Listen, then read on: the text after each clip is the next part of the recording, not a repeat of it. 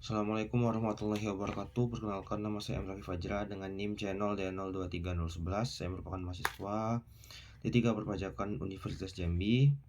Jadi ini merupakan video tugas mata kuliah akuntansi perpajakan, yang mana pada video ini saya akan membahas mengenai investasi jangka panjang dalam akuntansi pajak. Nah, investasi jangka panjang itu adalah strategi penanaman modal yang ditujukan untuk memperoleh keuntungan atau pertumbuhan nilai aset dalam periode waktu yang lama. Nah, biasanya itu waktunya itu lebih dari 5 tahun. Investasi jangka panjang itu melibatkan pembelian aset yang diharapkan akan mengalami apresiasi nilai seiring berjalannya waktu. Nah, aset-aset tersebut biasanya berupa saham, obligasi, properti, ataupun instrumen keuangan lainnya. Yang pertama itu saham. Saham itu merupakan tanda penyertaan modal seseorang atau pihak kepada suatu perusahaan atau perseroan.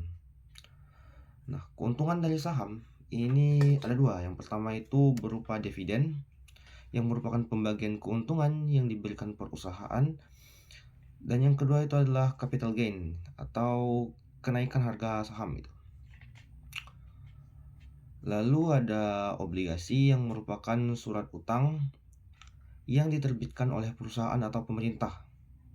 Nah, mereka yang memberikan pendapatan tetap dalam bentuk bunga dan cocok untuk investor yang mencari kestabilan dan pendapatan rutin.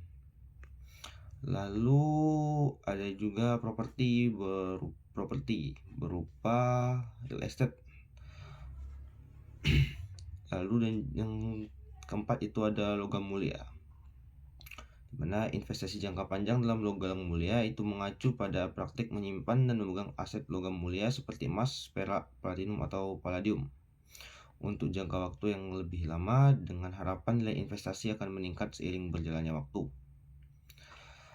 Dalam perpajakan, investasi jangka panjang tadi itu akan memberikan suatu penghasilan gitu. Contohnya saja seperti obligasi, itu akan memberikan bunga obligasi. Nah, bunga obligasi itu merupakan salah satu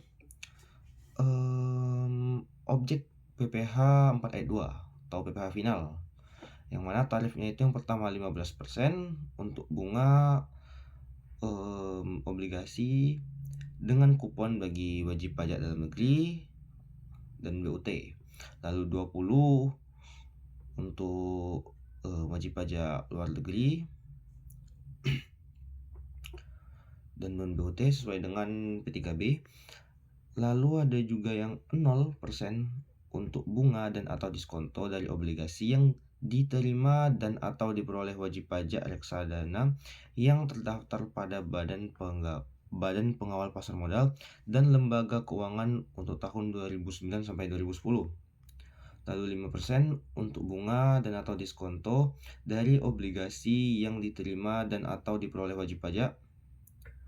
Lalu 15% untuk bunga dan atau diskonto dari obligasi yang diterima atau diperoleh wajib pajak reksadana yang terdaftar pada pengawas pasar modal. Selanjutnya dividen. Jadi dividen tadi merupakan salah satu penghasilan yang diperoleh dari saham. Nah, untuk dividen ini juga merupakan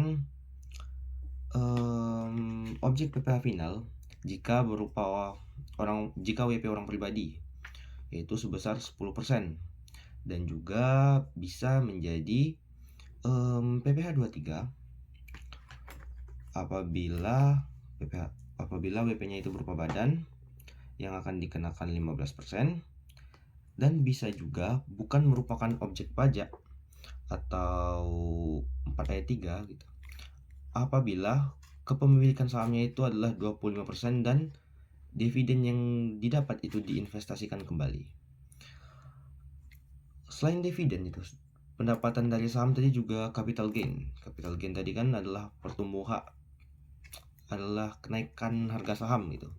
Jadi kita ada beli saham, habis itu beberapa tahun kemudian naik, nah, otomatis kita dapat pendapatan. Untuk capital gain itu kan bisa dibilang transaksi jual beli saham. Nah, jual beli saham itu dikenakan PPh juga. Yang pertama itu ada 0,5% untuk penjualan saham pendiri, dan yang ketiga itu adalah dan yang kedua itu adalah 0,1% yaitu untuk transaksi penjualan bukan saham pendiri. Lalu tadi juga salah satu instrumen investasi jangka panjang kan properti atau tanah gitu kan.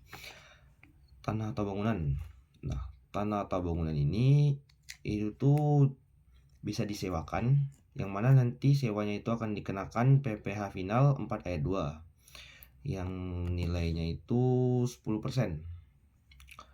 Nah, selain dari PPh final tersebut, tanah itu juga bisa kena PPh final atas pengalihan hak. Yang pertama itu adalah senilai 2,5% dari jumlah bruto untuk pengalihan hak atas tanah dan atau bangunan berupa rumah sederhana. Berupa rumah itu. Kalau bukan rumah sederhana gitu. Selanjutnya ada 1% untuk pengalihan hak atas tanah atau bangunan berupa rumah sederhana atau rusun, dan 0% untuk pengalihan hak atas tanah dan atau bangunan kepada pemerintah, BUMN ataupun BUMD. Selanjutnya tadi ada juga keuntungan dari jual beli emas. Nah, untuk jual beli emas sendiri itu tuh ketika penjualan itu tuh akan dikenakan PPN sebesar 1,1% jika penjualan kepada pabrik atau kepada pengusaha gitu, dan akan dikenakan 1,65% untuk penjualan ke konsumen akhir. Sekian video dari saya. Assalamualaikum warahmatullahi wabarakatuh.